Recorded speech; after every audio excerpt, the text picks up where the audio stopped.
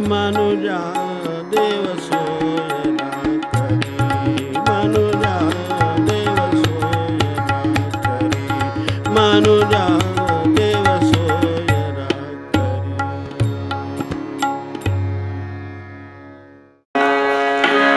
मन विस्तारी थोडे मनुजा, मन विस्तारी थोडे देव सोयरा करी, मनुजा देव सोयरा करी। मन विस्तारी थोडे मनुजा, मन विस्तारी थोडे मनुजा देव सोयरा करी, मनुजा देव सोयरा करी। स्वार्थाच्या कोशात निरंतर, स्वार्थाच्या कोशात निरंतर जगाकडून सुख हवे जन्मभर, जगाकडून सुख हवे जन्मभर। जगती वाटे मीच बरोबर, जगती वाटे मीच बरोबर।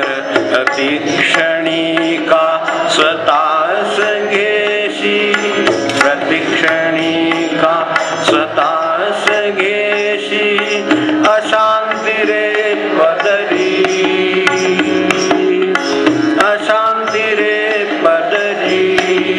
मनुजा देव सोयरा करी, मनुजा देव सोयरा करी। भावशून्यता तशा वासना, भावशून्यता तशा वासना। हमपूर्तीच्या कृती कल्पना, हमपूर्तीच्या कृती कल्पना। किती करी तू जगी वल्गना, किती करी तू जगी वल्गना। फुल मृत्यू पलीकडे तयानच, फुल मृत्यू पलीकडे तयानच। किंमत देवा खरी, किंमत देवा खरी। मनुजा देव सोयरा करी, मनुजा देव सोयरा करी। मनुष्यत्व ही झेपन साधी, मनुष्यत्व ही झेपन साधी। क्षुद्रपणाची टाक उपाधी, क्षुद्रपणाची टाक उपाधी। देव कार्य ही घेई संधी, देव कार्य ही देई संधी। मना तारुणी निदीना, मना तारुणी देईना। जनात से उठली, जनात से उठली। मनुजा देव सोयरा करी, मनुजा देव सोयरा करी। मन विस्तारी थोडे मनुजा, मन विस्तारी थोडे मनुजा देव सोयरा करी, मनुजा देव सोयरा करी, मनुजा देव सोयरा करी।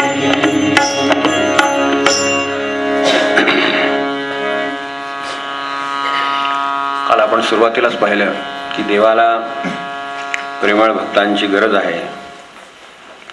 या आपण ज्या नामाच्या, संतांच्या, चरित्राच्या, घटनांच्या, स्वतःच्या आयुष्यात अशा विचार करून केलेल्या कृतींच्या मार्गाने तिकडेच चाललेले आहोत. त्या प्रेमळ भक्त आपल्याला त्यातल्या खऱ्या अर्थाने होता यावं हीच इच्छा आहे. फक्त अडचण काय आहे ती आपण काल पाहत होतो की मन तेच जे मागे ओढतं तेच पुढे नेतं. म्हणून मनुष्यत्व ही झेप न साधी असं जे म्हटलेलं आहे शेवटी, त्याचं कारण हे की आता आपण निर्मात्याला कसं म्हणावं आपल्याला म्हणायचा अधिकार नाही खऱ्या अर्थाने, पण तरी सुद्धा जर म्हणायचंच असेल, लहान तोंडी सुद्धा घेतातच काही वेळेला मोठा घास, तसा जर घ्यायचाच असेल तर ईश्वर निर्मितीतली मनुष्यत्व ही सर्वोच्च झेप आहे. ईश्वर निर्मितीमधली आपण ईश्वराला काय सर्टिफिकेट देणार, पण ईश्वर निर्मिती जर पाहिली सगळीकडे, झाडापेडापासून जमिनीपासून दगडापासून सर्वत्र जर पाहिली, त्या निर्मितीतली ही सर्वोच्च झेप आहे असं म्हणता येईल अशी परिस्थिती आहे. आपण आपल्याकडे पाहिलं स्वतःकडे तर लक्षात येईल. मग त्याची एवढी अडचण आपल्याला का व्हावी हाच आपल्याला शोधायचा, सोडवायचा, प्रयोग करायचा प्रश्न आहे. काल आपण पाहिलं की स्वार्थाच्या कुशात मनुष्य जन्माला येतो ही गोष्ट खरी. तो निस्वार्थाकडे जाणं ही त्याची प्रगती आहे हेही खरं. स्वार्थ अपरिहार्यपणे मुळात मनुष्य जन्माला येतो तसा येतो. स्वार्थ तसा स्वतःसाठी जगावं लागतं शेवटपर्यंत माणसाला. शेवट म्हणजे मनुष्य एक वेळ त्याची भूक कमी होईल, ठीक आहे, धान कमी लागेल, वस्तू कमी लागतील, ही गोष्ट खरी आहे, पण त्याला लागेल हे खरंच आहे. शेवटपर्यंत त्याला गोष्टी लागतील. म्हणजे यामध्ये ज्या अर्थाने स्वार्थ अपरिहार्य आहे, अगदी लहान मुलाला सुद्धा जिथे दूध पाणी लागेल तिथे त्याला म्हातारपणी पुन्हा दूध पाणीच लागतं, हो की नाही. मध्ये जे सगळा विस्तार झालेला असतो गरजांचा, तो सगळा हळूहळू हळू कमी होतो आणि डॉक्टर सांगतात आता जरा खाण्यावर कंट्रोल ठेवा. लहान मुलाचा असतोच दूध पाणी पितं, सोसतच नाही दुसरं काय, हो की नाही. जरा मोठं झालं तर गरजेचा विस्तार होतो, मनाचा विस्तार होत नाही तिकडे, ते आपल्याला शिकायचं आहे. तर गरजांचा विस्तार होतो. मग आपण अगदी कौतुकाने ती विधी करतो त्याचा, की नाही. त्याला ते बाळाला ते खायला लागलं म्हणून त्याचा विधी आहे की त्याची गरज आता विस्तारली. नुसत्या दुधावर नाही, खीर खायला लागलं, अमुक खायला लागलं, शिजवलेलं खायला लागलं की केवढं कौतुक आहे बाळाचं. म्हणजे गरजांचा विस्तार होतो ही कौतुकाची गोष्ट आहे. तसंच एखादा विधी नंतर पाहिजे होता नाही.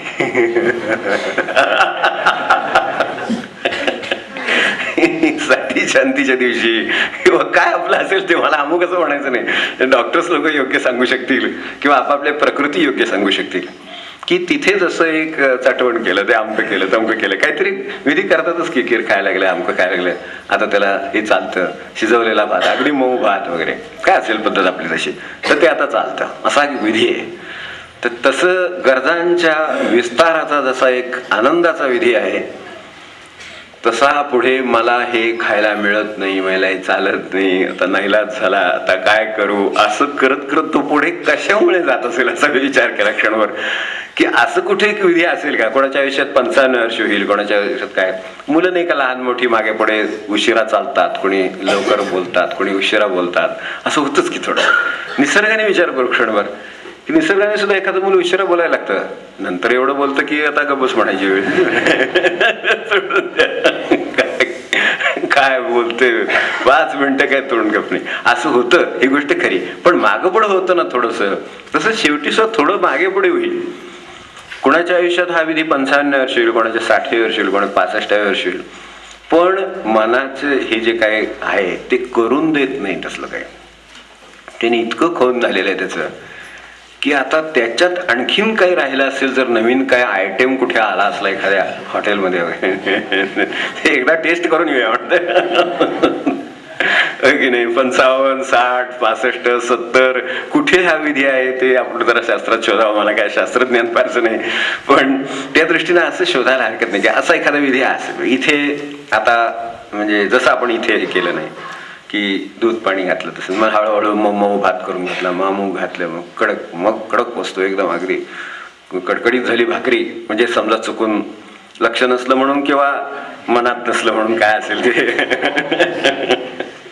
अगदी कुरकुरीत झाली भाकरी समजा तरी सुद्धा खाऊ शकता असं आहे.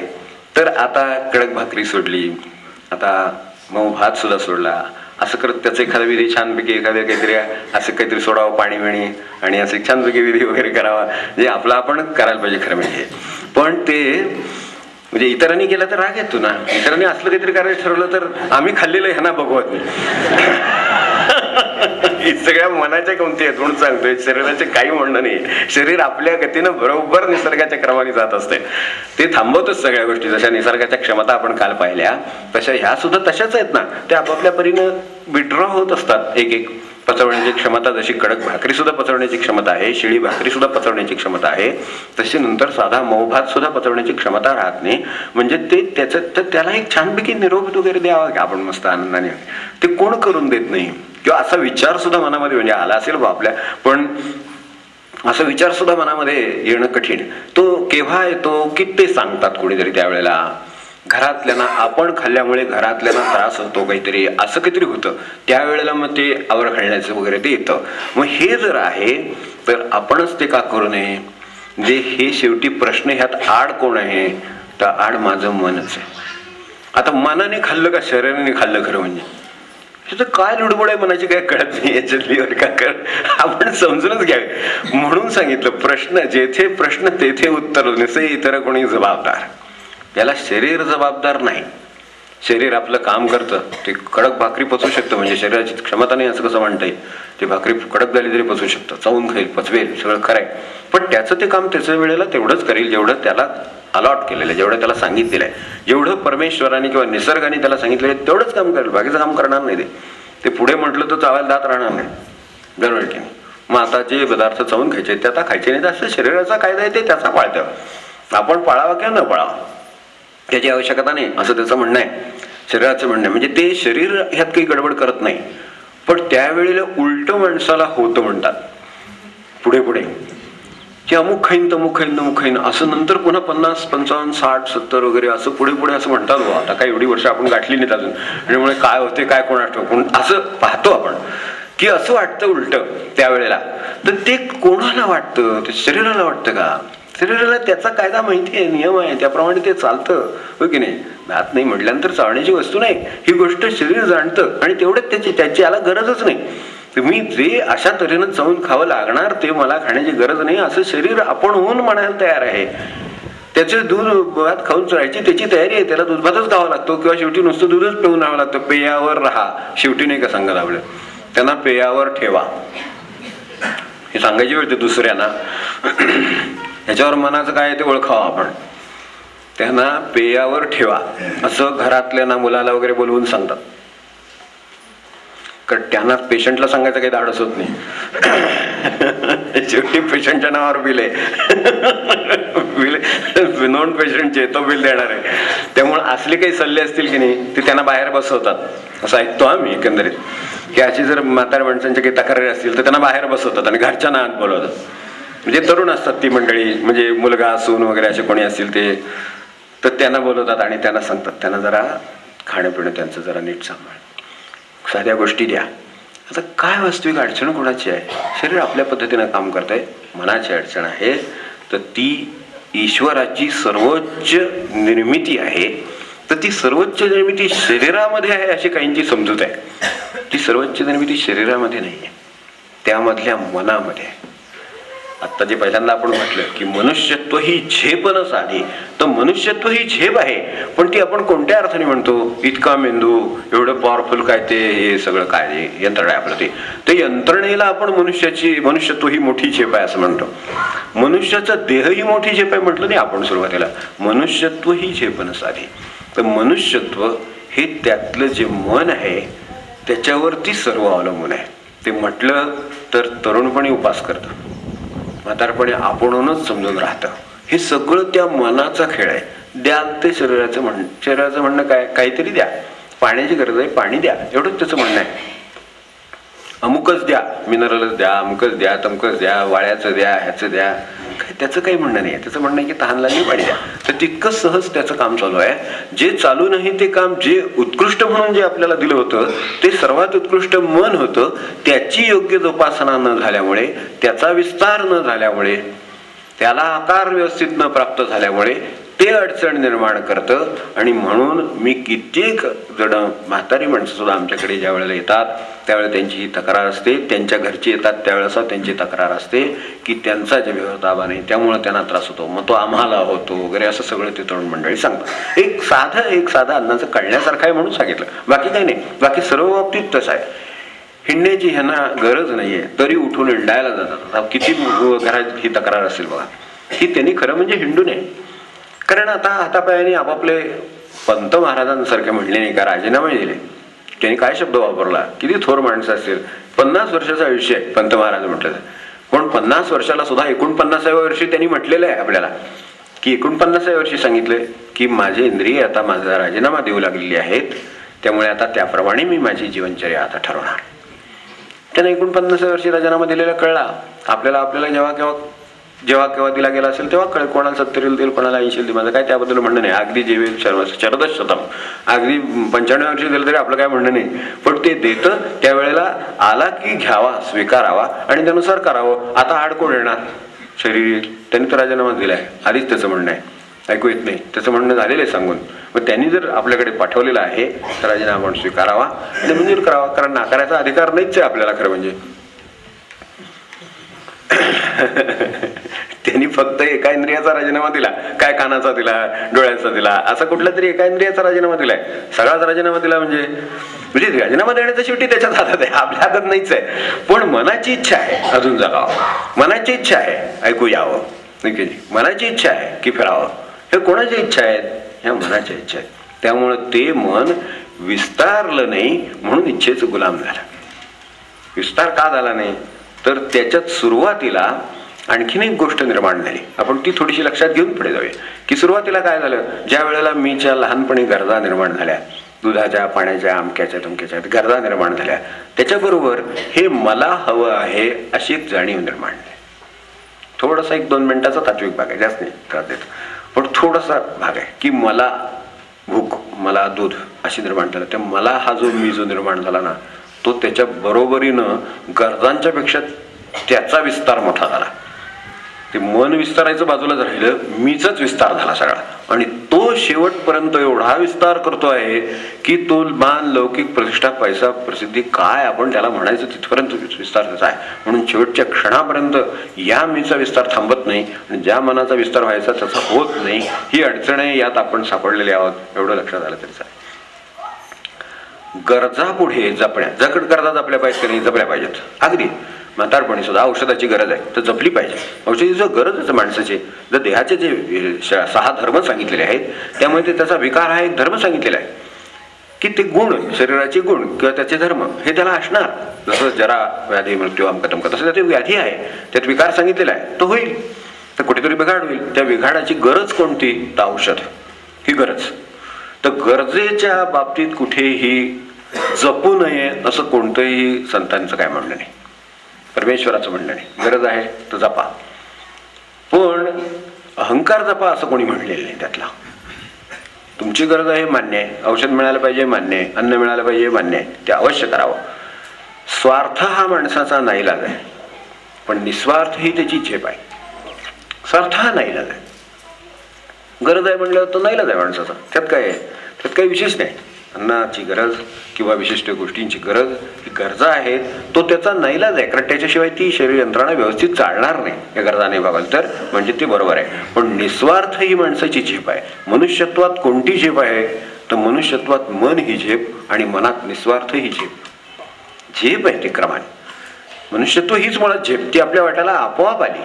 हे आपलं भाग्य, इथून ओळखायला सुरुवात करा. हे माझं भाग्य की माझ्या वाट्याला मनुष्यत्व आलं, मी ठरवलं नाही.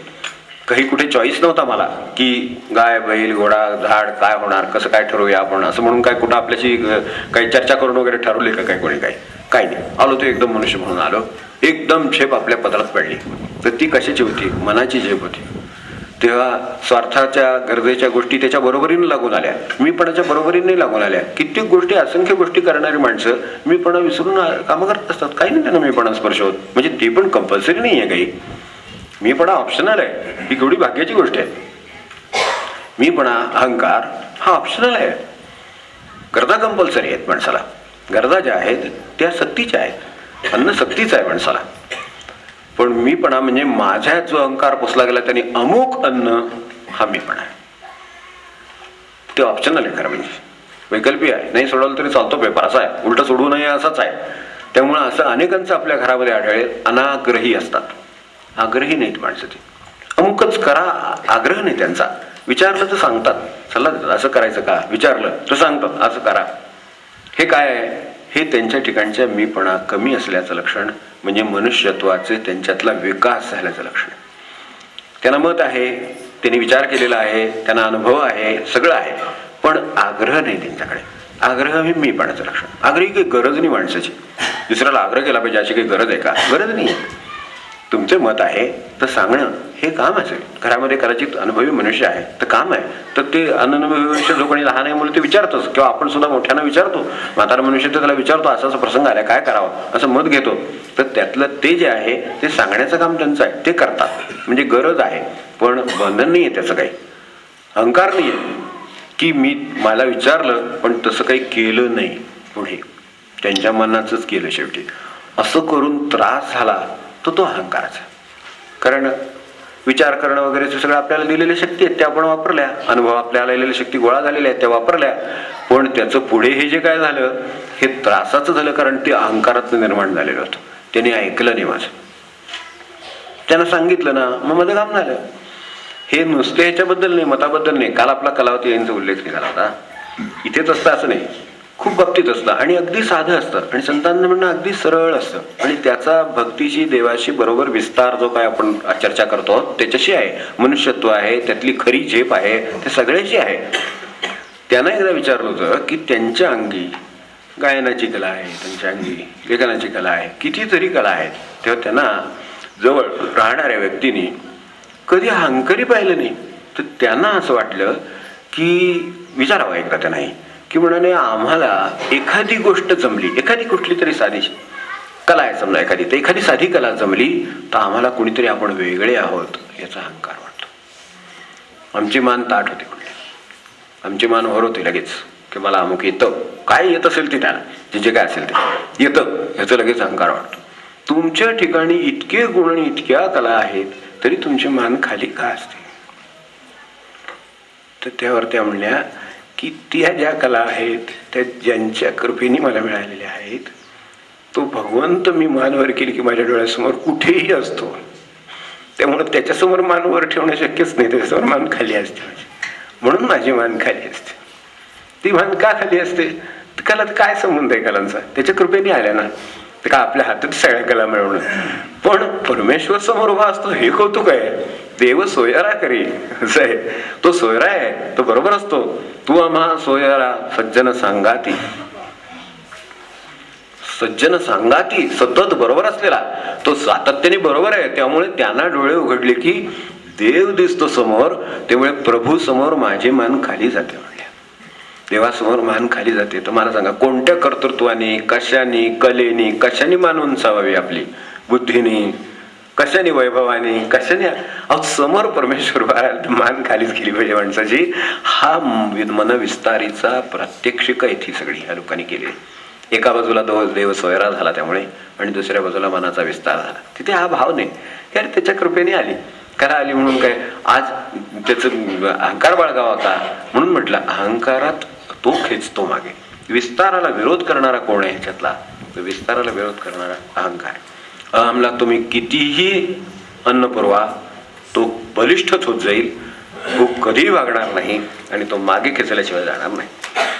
यात आपल्यासमोर बरेच शब्द आहेत, तर त्याच्यातले आपण पाहिलं इथे की जगती वाटे मीच बरोबर ह्याचं काही स्पष्टीकरण करण्याची गरजच नाही. कारण घरामध्ये ज्या वेळेला भांडण होईल एखादं असं जर आपल्याला कधी अनुभवाला आलं तर त्याची सुरुवात आणि शेवट इथेच असतो. दुसरा बरोबर असेल असं जर वाटत असेल तर कशाला मनुष्य पुढचं बोलायला जाईल? तो बोलणारच नाही ना. विसंवाद होतो त्यावेळेला मी बरोबर असतो आणि बाकीचे चुकीचे असतात. म्हणूनच रागवारागवीचा प्रश्न येतो, नाही तर कशाला मनुष्य रागवेल? त्यामुळे त्याचं उदाहरण आपल्या घरीच आहे. भावशून्यता आणि तशा वासना हे जे आहे ना, ही एक वेगळी गोष्ट आहे की भावशून्यतेकडे मनुष्य अलीकडे जास्त चालला. एकत्र कुटुंबामध्ये ती माणसं सगळी पणजोबा नाजोबांपासून सगळी एकत्र होती. ते कुठे नातवंडाचं सुद्धा काहीतरी एवढं थोडं झालं तरी सुद्धा ते आजोबापर्यंत. आता आजोबा एका ठिकाणी, तो मुलगा एका ठिकाणी, ती एका ठिकाणी. आणि जर अगदी नैलात झाला तरच जाऊन यायचं असं वाटत नाही हातून काही आता. कारण काय कोणास ठाऊक, बऱ्याच आपण गोष्टी आयात केल्या, त्यामध्ये हे पण आयात केलं आता. की काय झालं म्हणजे वाईट आहे सगळं पश्चिमेचं असं नाही, पश्चिमेमध्ये सगळ्या गोष्टी वाईट आहेत असं नाही. त्यांच्याकडच्या चांगल्या गोष्टी घ्यायला पाहिजे होत्या, त्या घ्यायच्याऐवजी सगळंच घ्यायला गेलो, त्यामुळं घोटाळा झाला. आपल्याकडे काही चांगल्या गोष्टी होत्या, सकाळी उठून सुद्धा जसा देवाला नमस्कार होत होता तसा आईवडिलांना पण होत होता, मोठ्यांना पण होत होता, अशी पद्धत होती. त्याच्यामध्ये सुरुवातीलाच जाणीव आहे. पादस्पर्श क्षमस्वमे हे जसं आपण पाहिलं तसं त्यांचा नमस्कार केलेला आहे. तर तो जेवलाय की नाही पाहिलं जाणारच की, त्याला पाणी मिळाले की नाही पाहिलं जाईलच की. ज्याला नमस्कार केलेला आहे त्यानंच जर सुरुवात झालेली आहे तर देव आपण जागवतो, सकाळी काकडा करतो. तर कशासाठी करतो? तर पहाटे मी उठलो तेव्हापासून देव जागा आहे याची जाणीव झाली काकड्याने, म्हणून काकडा करतो.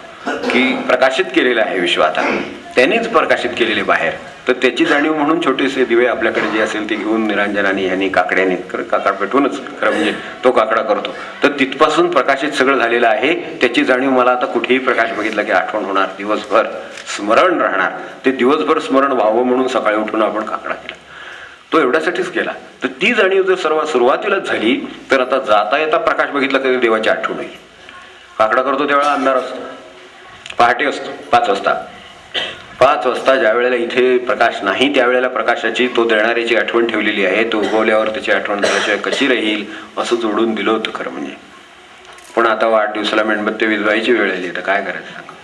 काय आयात करावं आणि काय करू नये आपणच ठरवायचं. जो प्रकाश जीवनामध्ये आनंद निर्माण करतो, ज्याच्यावर आपण जगतो, जे आपल्या दृष्टीतलं तेज आहे, जी तेजाची उपासना आहे, ते आपण काय विझवून जातो कोणाला ठोक, ज्याचं त्याला आपल्याला काय त्याबद्दल म्हणायचं नाही. पण जे घ्यायचं होतं ते चांगलं घ्यावं, प्रामाणिकपणा घ्यावा, फार तर कष्टाची प्रवृत्ती घ्यावी. आपण पाहिलं पूर्वीच्या काळामधल्या राज्यामध्ये एवढंसं सुद्धा न्यायाचं ह्याच्या बाबतीत फार काटेकोर ती गोष्ट आहे. नाही घेण्यासारखी असं नाही आहे, घेण्यासारखं पण आहे, पण काय घ्यावं काय नाही. त्यामध्ये हा एक भाग एक आहे.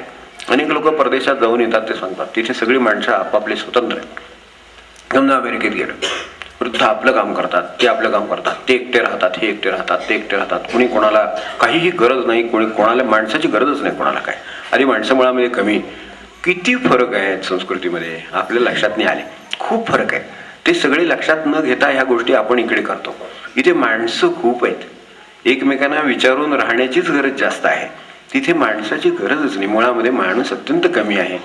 भूमी कितीतरी प्रचंड आहे, संपत्ती सत्ता प्रचंड आहे. आज आम्हाला अर्ध्यातली अर्धी भाकरी एकमेकांना देऊन खावं लागते अशी परिस्थिती आहे. हे कसं ते त्याच्यात रुचेल, कसं रुचेल हा विचार आपणच करायला पाहिजे होता. तो अजूनही करू शकतो, जेवढा जमेल तेवढा करावा.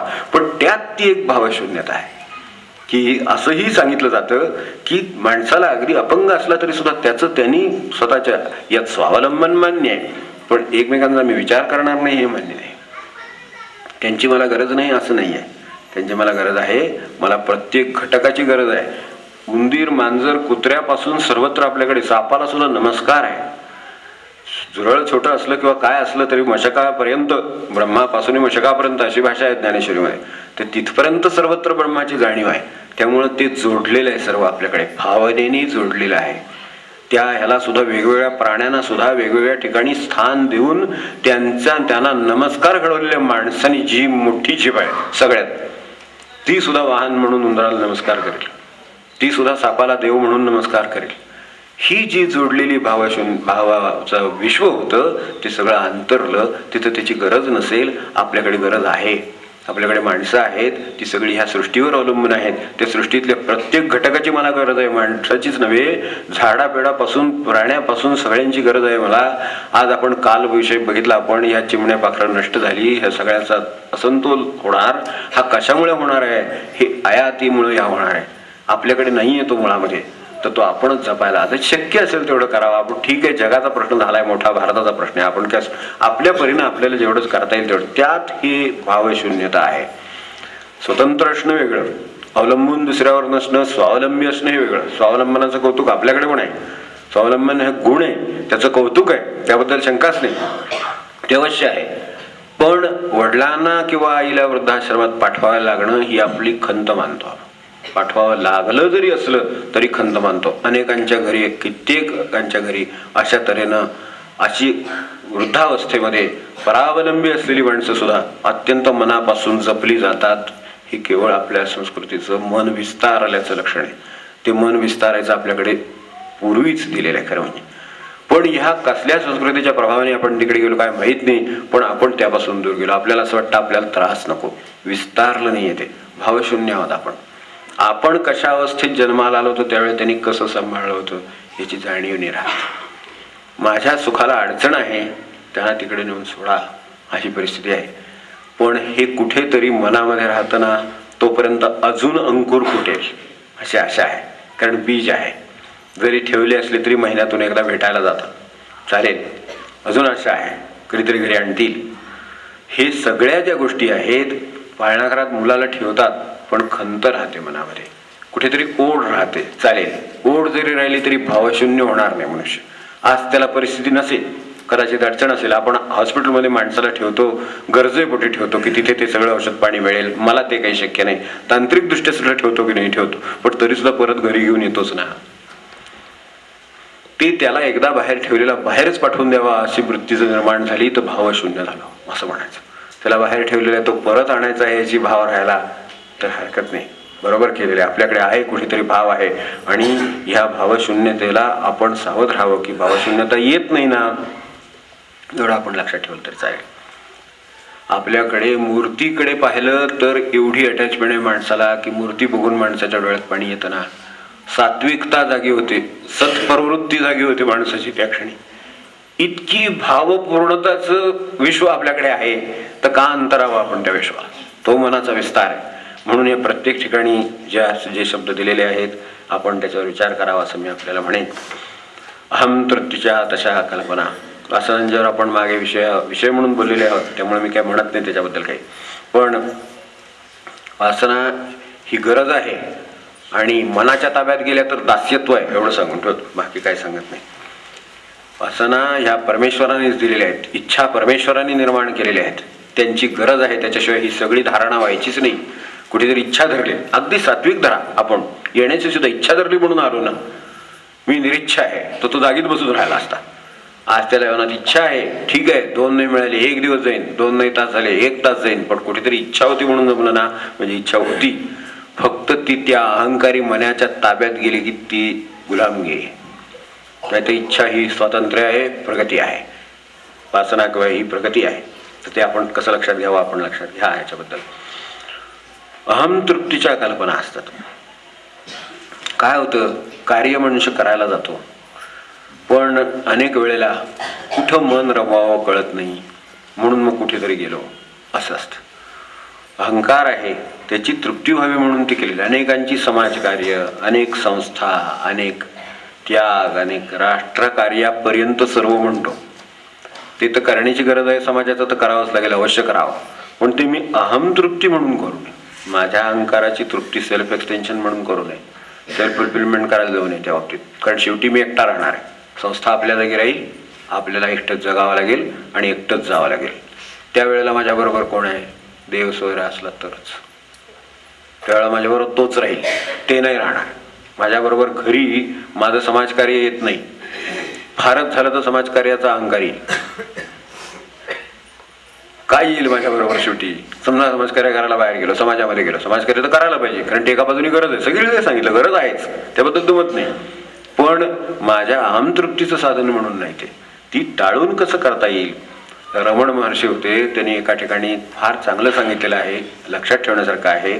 चांगली कार्य करताना येणाऱ्या अहम तृप्तीच्या अडचणी म्हणून जिची परिणती अहंकाराचं पोषण होण्यामध्ये होते, अशा कुठल्याही कार्यानं व्यक्तीचं स्वतःचं किंवा समाजाचं खरं हित होणार नाही. स्वच्छ समज काढलं. ही धक्कादायक आहेत गोष्टी त्यांनी सांगितलेल्या, पण त्या अनुभवाने आणि साक्षात्काराने सांगितलेल्या आहेत की अहंतृप्तीसाठी नाही. मला लोक ओळखतील, मी कोणीतरी राहीन, मला 4 लोक विचारतील, मला चांगलं म्हणतील, ही अहंतृप्ती. त्यासाठी मी करीत नाही. मी माझी सेवा म्हणून करतो, माझी गरज आहे म्हणून करतो. आणि मी बाजूला होतो. गरज आहे म्हणून केलं तोच बाजूला होईल. जो प्रसिद्धीवाला आहे तो तिथंच घोटाळले. कोण चांगला म्हणते की नाही. आपल्याकडे सात्विक कर्त्याची लक्षणं दिली तसंच 13व्या अध्यायामध्ये ते बरोबर म्हटलेले की त्याच्याकडून चांगलं कार्य झालं की तो तिथून निघून जातो, कारण कुणीतरी त्याला चांगलं म्हणेल इतका सावध असतो असं म्हणलेले ते लक्षण आहे. तिथे अहंतृप्तीच्या बरोबर विरुद्ध काय असायला पाहिजे ते सांगितलेलं आहे. तर अशा दृष्टीनं आपण याकडे पाहिलं तर हे होऊ शकेल. हे सुद्धा शेवटी ते मनच. कार्य ही गरज आहे, शरीर सुद्धा कार्यक्षम राहायला पाहिजे. अनेक वेळा निवृत्त मनुष्य असतो, करण्यासारख्या गोष्टी असतात, अवश्य कराव्यात, पण अहंतृप्तीचं साधन म्हणून नाही. गरज आहे म्हणून मी करेन, कुठे आहे त्या ठिकाणी उभा राहीन. म्हणजे जसं मी मुलांच्या बाजूने म्हटलं तसं म्हाताऱ्या माणसांच्या बाजून सुद्धा म्हणतो. त्यांनी सुद्धा अनेक वेळेला असं असतं की वृद्धांना ते शक्य असतं लहान मुलाचं करणं, पण तुझं तू बघ म्हणतील. भावशून्यता एवढी असते की तुझं तू बघ म्हणतील. नाही, भावशून्यता, अहंतृप्तीच्या कल्पना हे सगळे आपल्याला असलेले अडथळे आहेत. तर आपण हे कशावरून ओळखावं एखादं कार्य अहंतृप्तीचं आहे की नाही अशी शंका मनामध्ये येते. अहंकाराची तृप्ती यांनी होते की नाही, कशावरून ओळखावं. ज्या कृतीनंतर मी कुणीतरी आहे असं वाटायला लागतं ती अहंतृप्तीची कृती आहे समजावी. ज्या कृतीनंतर, कृती कोणती आहे मी काही म्हणत नाही, ती अगदी कोणतीही कृती बाहेरची असू शकेल की जी मी माझ्या अगदी अन्नपोषण वगैरे ह्या कृती येतच नाहीत, बाहेर ज्या करतोय त्या कृतीनंतर मी कुणीतरी आहे असं वाटायला लागलं तर ते रमण महर्षी म्हणले तसं सावध राहावं लागेल. ज्या कृतीनंतर मी कुणीतरी आहे असं वाटतं त्या अहम तृप्तीच्या कृती समजाव्यात. आणि ज्या केल्यानंतर मी खरोखरच कुणी नाही, काहीही कर्तृत्वाने उरत नाही असं जर राहिलं तर त्या कृतींचा त्रास नाही. मग केवढंही समाजकार्य करा, केवढंही देवकार्य करा, केवढंही कोणाला मदत करा, बाजूला होता येईल स्वच्छ पुन्हा आहे तसं. तेव्हा ह्या अहंतृप्तीच्या कल्पना असतात. माणसाला सांभाळीत नाहीत आणि कुत्र्यांना सांभाळतात. कुत्र्यांना सांभाळतात त्याबद्दल माझा राग नाही, पण माणसानं सांभाळीत नाही. दुःख आहे, दुःख करायचा अधिकार आहे ना मला, तेवढं मला म्हणायचं. अप्पा म्हणायचे ना, श्रीमंताच्या घरचं कुत्र प्रारब्ध घेऊन जन्माला आलेलं असते म्हणजे तसं प्रकार आहे, हो की नाही. त्याला आणि निंबर्गी महाराजांनी याच्यावर बरोबर बोट ठेवले, बाकीच राहू दे. निंबर्गी महाराज म्हणले की काय विरोधाभास आहेत आपल्यामध्ये, हे भावशून्यता वगैरे आपण म्हणतो, पण आता अनेक वेळेला असं माणसाला वाटेल केवढी भूतदया आहे की एका मुक्या जीवाला सांभाळा तर केवढी भूतदया आहे. तर भूतदया नाहीये का? आहे. निंबर्गी महाराज फक्त एकच म्हणले की भूतदया म्हणून कुत्र पाळतात म्हणले. निंबर्गी महाराजांचा काळ 100-150 वर्ष आहे मागे. आताची परिस्थिती त्यांना माहित नव्हती. ते घरात मांडलीवर वगैरे बसलेले असतात ती त्यांना माहिती नव्हती. त्या काळातलं सांगतो आता हे सगळं खाली आहे आपण आता. तर ती मांडीवरून वगैरे अहो गाडीतून साधी नव्हे आपल्या 4 व्हीलर्स मधून मागे बसून वगैरे ते याच्यावर सीटवर मालकीणीच्या मांडीवर अमक्याच्या वगैरे सगळं काय असेल ते, तर ते कौतुकाची गोष्ट आहे. मोठी प्रारब्धवान असली पाहिजेत हे शंकाच नाही. तर एवढं करतात म्हणले निंबर्गी महाराज. 150 वर्षापूर्वी म्हणले किती म्हणले यांची भूतदया. आणि त्या कुत्र्यांना म्हणले पक्षी मारून खायला घालतात. हे संतच जाणू शकतो काय ते फरक यातला. आपल्यामध्ये विरोधाभास आहेत म्हणले की ही दया आहे का भूतदया आहे का म्हणले. मग त्यांना मारून पक्षी मारून खायला घालतात म्हणले. अशी परिस्थिती आहे. तर हे सगळं यामध्ये आलं. वासना ही मनाच्या ताब्यात गेली की अहंकाराच्या ताब्यात गेली की गुलामगिरी एवढं लक्षात ठेवू. आणि मग मात्र ती उरलेली राहील ती शुद्ध आहे, ती इच्छा आहे, ती गरजेची आहे. देवाची सुद्धा इच्छाच धरावी लागते, गुरुची इच्छाच धरावी लागते, सत्कार्याची इच्छाच धरावी लागते. तेव्हा या पदामध्ये जे म्हटल्या ह्याच्यात आलं ते जर का समजा मी या अहंतृप्तीसाठी करीत असेन, कल्पना माझ्या स्वतःचे मोठेपण कसं वाढेल यासाठी करीत असेन, भावशून्य जर मी जगामध्ये असेन. बाकी आपण हे अनेकदा ऐकलं असेल भावशून्यतेबद्दल की त्यांचे मित्र सर्कल परिवार एवढा असतो, तासनतास त्यांच्याशी बोलू शकतात, पण आईवडिलांची चौकशी करायला 2 वाक्य कठीण पडतात. आता ह्याला भावशून्यता म्हणायचं का विरोधाभास म्हणायचं काय ते आपण ठरवा. आता सांगितलं तसं भूतदया आहे, ठरवायला हरकत नाही कशी आहे. तर याच्यातला जो अहम आहे तिथेच सगळं आहे, अहंकाराचीच सगळं आहे.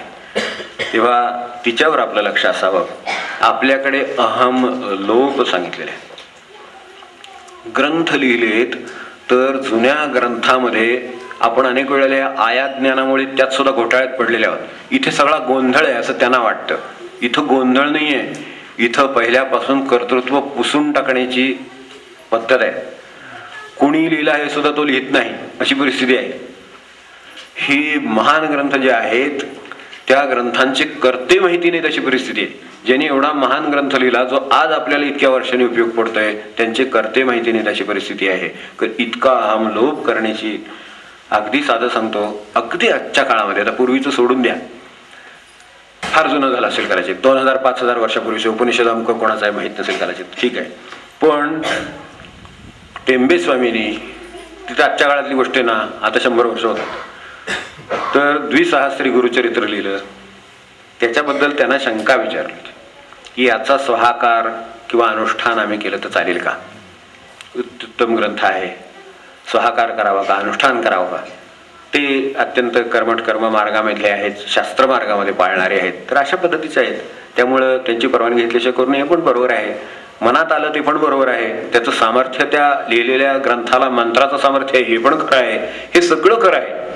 त्यांनी लिहिले आजच्या काळातली गोष्ट आहे त्यामुळं करता माहिती आहे, समोर सगळं आहे, हे सगळं आहे. तरी सुद्धा त्यांना विचारलं होतं त्यावेळेला, ते असं म्हणाले की याचं उत्तर कसं द्यावं म्हणले. आपल्याकडे शास्त्र असं आहे की आर्ष जे ग्रंथ आहेत त्यांचे स्वाहाकार मंजूर आहेत, अनुष्ठान मंजूर आहेत. आर्ष म्हणजे ऋषीने लिहिलेले, म्हणजे कुणी लिहिले ते माहीत नाही असं थोडक्यात. या अवस्थेत लिहिलेले, ऋषीने लिहिलेले याचा अर्थ कोणी लिहिले ते माहित नाही, ऋषीनं सुद्धा त्याची काय हे नाही. एवढंच काहीतरी केलं तर माणसाची एवढीच चौकट सुद्धा मनुष्य कापून ठेवतोय की नाही, चौकट ती कापून ठेवतो की नाही आपण, एवढीशी असली तरी, काहीतरी आलेली एवढी असली तरी कापून ठेवतोय. तिथे संबंध ग्रंथ लिहून ज्याच्यावर जगाचा उद्धार झाला त्याच्यावर सुद्धा त्यांचं काही नाही, त्यांची मालकी नाही, आखी नाही, कॉपीराईट नाही, काय नाही, नावा सुद्धा नाही. तर म्हणले आर्ष ग्रंथांचे स्वाहाकार सांगितलेले आहेत किंवा अनुष्ठान सांगितलेली आहेत, पण अनार्ष ग्रंथ जे आहेत म्हणजे जे मानवी ग्रंथ आहेत, थोडक्यात माणसाने लिहिलेले आहेत, तर त्यांचे सांगितलेले नाहीत. तर आता मला पेच असं आहे म्हणले की हा आर्ष ग्रंथ म्हणावा तर ऋषींच्या पंक्तीला बसल्यासारखं होतं, ते बरोबर नाही. ज्यांची योग्यता ऋषींच्या पंक्तीला बसण्याची आहे त्यांचं स्वतःबद्दलचं मत असं आहे की हा आर्ष ग्रंथ मी म्हणू शकत नाही, कारण त्यामुळे ऋषींच्या पंक्तीला बसल्यासारखं होतं. अहंकाराच्या बाबतीत किती सूक्ष्म आणि किती सावध असतील हे लोक, हे महापुरुष एवढ्यासाठी, म्हणून त्यांचं शिकायचं किंवा समजून घ्यायचं तेवढ्यासाठी की त्यांनी तो आर्ष ग्रंथ आहे म्हणले तर ऋषींच्या पंक्तीला बसलं तर तो अहंकार तो बरोबर नाही. आणि अनार्ष म्हणावा माणसाने केलेला आहे म्हणजे मी केलेला आहे म्हणावं तर मी केलेलं आहे तेही बरोबर नाही म्हणले.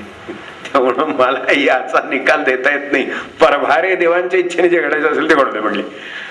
किती माणसं कुठेपर्यंत पोहोचलेली असतील की ज्यांचा हमलोप काय स्वरूपाचा असेल, कल्पना थोडीशी यावी म्हणून आपल्याला आपल्या समोर ठेवलं. तर ह्यातली जी खरी झेप आहे ती मनुष्यत्व आहे. ती कोणती आहे तिथे थोडंसं उलगडा आता करूया आपण.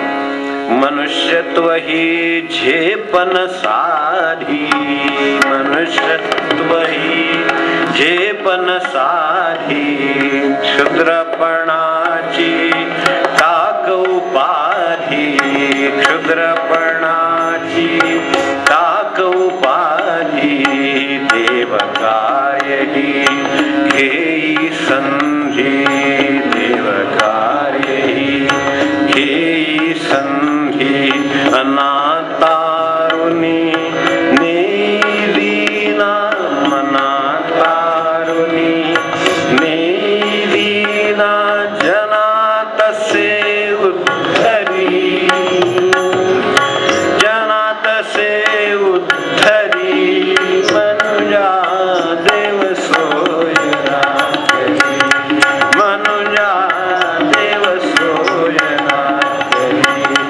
मनुजा देव सोयरा. त्याच मीची अडचण आहे ना, तो बाजूला काढला तर मनुष्यत्वाचा खरा अर्थही कळतो, खरा आनंदही कळतो. तो कितीही प्रकारे माणसाला मनुष्यत्व जपतायत. आपल्याकडे जे सद्गुण सांगितलेले आहेत, त्यांची उपासना सांगितलेली आहे, ती हे मनुष्यत्व जपण्यासाठी आहे. अहंकृतीच्या ज्या काही अहमपूर्तीच्या कृती असतील, अहंकाराची पूर्तता व्हावी म्हणून केलेल्या कृती, त्या अहमपूर्तीच्या कृती, त्या सगळ्या पुसून टाकण्यासाठी सांगितलेले आहे. मनुष्यत्व ही अजब गोष्ट आहे अक्षरशः. की मनुष्य काय करू शकेल? तर मनुष्य काहीही करू शकेल, असं साधं उत्तर आहे त्याचं. मनुष्य काय करू शकेल, कोणती कल्पना करू शकेल, इथे कल्पनांचा उल्लेख केला. मनुष्याला कल्पनांची झेप म्हणजे किती आहे, तर कितीही कोणतंही कोडं तो स्वतःला निर्माण करू शकतो आणि कोणतंही कोडं सोडवू शकतो. नसरुद्दीनची गोष्ट सांगतात की तो भयंकर चिंतेत पडला होता एकदा. तर का बाबा एवढा चिंतेत पडला म्हणून बायकोने विचारलं. साधारणपणे हे काळजीत दिसले म्हणजे विचारतातच की सकाळपासून काहीतरी गडबड आहे, काय झालं कोण, किंवा आल्यावर ऑफिसमधनं वगैरे ते तिथे काहीतरी गडबड झालेली दिसते असं वाटतंच की थोडंसं. तर तशी चिंतेत होत्या म्हणून विचारलं. तो म्हणला मला एक प्रश्न पडला, त्याचं काही उत्तर सापडत नाही आहे. काय कल्पना चालू शकते माणसाची, जर थोडी आपली गंमत म्हणून सांगतो. तो म्हणला की मी मेलो हे मला कसं कळेल ह्याच्यावर मी विचार करतो. मी जर उद्या मेलो, आता मरणारच म्हणले कधीतरी, तर ते मला कसं कळेल? कारण तेव्हा कोणाला विचारून खात्री सुद्धा करायची सोय नाही. सगळ्या बाजूने मी विचार केला की ते मला कळणार कसं. आता जर विचार केला क्षणभर, तर आता हा विचार आपल्या मनात आलाय की नाही मला माहित नाही, पण त्याच्या आला होता. आता बायकोने पुढे काय उत्तर दिलं वगैरे मी काय सांगत नाही, कारण एवढा वेळ आपल्याला नाही. पण ती पत्नी असल्यामुळे तिच्याकडे उत्तर तयार असते म्हणून तिने दिलंच पुढे. ते आपोआप कळतं म्हणली आपल्याला, म्हणजे सगळं सांगत नाही, हातपाय गार पडतात वगैरे असं काय काय सांगितलं त्याला. ती पुढची उत्तर सांगितली सगळी, आणि त्याचा पुढे घोटाळा झाला. थंडीत बाहेर पडला आणि त्याचे हातपाय गार पडले आणि त्याला वाटलं की हेच बहुतेक ते बायकोने सांगितलं म्हणजे खरंच असलं पाहिजे. मनुष्यत्व ही झेपण साधी. मनुष्य विचार करू शकेल? मनुष्य हा सुद्धा विचार करू शकेल की मी मेलो हे मला कसं कळेल? तर सांगा बरं कसं कळेल. म्हणजे मी जेव्हा हे कधी माझ्या वाचनात आलं तेव्हा मला वाटलं की अरे हा प्रश्न आपल्याला कसं काय पडला नाही वाटतो की कळणार कसं. कोणाला बघ खात्री करावी विचारून मी खरंच मेलो वगैरे म्हणावं तर कसं कळणार. आणि एवढी आयुष्यातली महत्वाची गोष्ट म्हणजे तिच्यावर विचार केला नाही असं करणं बरोबर नाही. कारण म्हणजे विचार केला पाहिजे, येणार आहे माहितीये कसं होतं वगैरे, आता ठीक आहे पण मला कसं कळणार. बरोबर आहे, विचार केला तर खरं आहे. मनुष्य मी टप्प्याटप्प्याने मनुष्यत्व सांगतो. तर मनुष्यत्व एक दादा गोष्ट सांगायची ती सांगतो, गंमत आपली म्हणून की एक शिक्षकी शाळा असायची पूर्वी, आपल्याला माहिती अजूनही आहेत काही ठिकाणी. तर ते रेसिडेन्शियल स्कूल्स असायचे. मुलं तिथे त्या बाजूला, आपण आता परवा ते नारिंगऱ्याला गेलो तेव्हा कसं बाजूने होतं तिथंच ती मुलं राहायची. नंतर तिथेच त्यांनी वर्ग घ्यायचा वगैरे असं सगळं. तर जुन्या काळातले गुरुजी होते, आधी 70-80 वर्षापूर्वीची गोष्ट आहे. तर कोट वगैरे, धोतर कोट वगैरे घालायचे आणि त्यांना थोडा तपकिरीचा नाद होता. तपकिरीची डबी खिशात असायची, काय कोटाच्या खिशात असे सवय नाद आहे त्याचं, ठीक आहे. तर ते शिकवायचे मधून मधून तपकीर ओढायचे वगैरे असं चालायचं ते. तर ते काय ते मुलांना भूगोल शिकवत होते त्यावेळेला त्यांना ते उदाहरण म्हणून सांगितलं. पृथ्वी कशी असते तर तपकिरीची डबी खिशातली काढून दाखवली, गोल आणि वाटोळी असते अशी असते म्हणे. ते बरोबर आहे. मुलांना काही समजायला अवघड गेलं नाही, ते ही वस्तू पाहतच होते त्यामुळे त्यांना ते अवघड गेलं नाही. 70 वर्षापूर्वीची गोष्ट आहे, मनुष्यत्वाची गंमत आहे मोठी. तर आता काय झालं की हे सगळं नेहमीप्रमाणे चाललेलं होतं आणि सुट्टीचा दिवस आला. रविवारी अचानक डेप्युटीने तपासणी करायची, चल शाळा तपासणीस. त्यांचं काम असं अचानक येणं आणि हे करणं हेच असतं. त्यानुसारच ते आले. असे सांगून वगैरे येत नाहीत आम्ही 10 टाकणार वगैरे असं अलीकडे तसलं नसतं. धाड येण्याची शक्यता वगैरे आधीच, तर तसलं काही नाही. अचानकपणे आले, रविवार होता, निवासी मुलं आहेत, घंटा दिली, सगळी गोळा झाली, वर्ग भरला आणि इन्स्पेक्टरनी तेच विचारलं नेमकं. गुरुजी गडबडीत तिथेच राहायला, ते गडबडीत कोट चढवून आले, सगळं झाले आणि विचारलं मुलांना पृथ्वीचा आकार कसा असतो. डबी काढली खिशातनं ना आणि ती दाखवली. तर ते काय झालं, कोट घरातला होता. तर ते घरातल्या कोटाच्या डब्यात ह्याची जी डबी होती ना ती चौकोनी डबी त्यांची घरच्या वापरातली होती हो. तर ती काय करायला लागली, ते इन्स्पेक्टरच्या मागे उभे राहिले. नेहमी तुम्हाला माहिती असेल शाळेत इन्स्पेक्शन येतं तेव्हा इन्स्पेक्टरच्या मागे उभे राहतात, तिथून फोन करा, तू उत्तर दे तू उत्तर दे तू उत्तर दे. तर तिथनं असं ते करायला डबी खिशातनं काढून. ते इन्स्पेक्टर आल्यामुळे ते स्वतःचे घाबरलेले असल्यामुळं त्यांच्या ते लक्षात आलं नाही आणि कोणी एकही विद्यार्थी बोलायला तयार नाही ती डबी बघितल्याबरोबर. उत्तर काय द्यायचं आता, हे असं बघितल्यावर उत्तर काय द्यायचं तर काही लक्षात येईना. शेवटी त्यांचा जो हुशार मुलगा होता ना त्याला म्हणले, त्याला खूण केली. सांगतो का घाबरतोयस. आता वास्तविक हे घाबरले होते खरं म्हणजे, म्हणून ते काय केले आपण ते त्यांच्या लक्षात नाही आलं. तेव्हा त्या मुलगा शेवटी आता हे म्हणतात म्हटल्यानंतर त्यांचा विश्वासातला हुशार आणि असा 1 नंबरवाला वगैरे मेरिटमध्ये येणार आजच्या भाषेमध्ये असा मुलगा असल्यामुळे तो उठून उभा राहिला.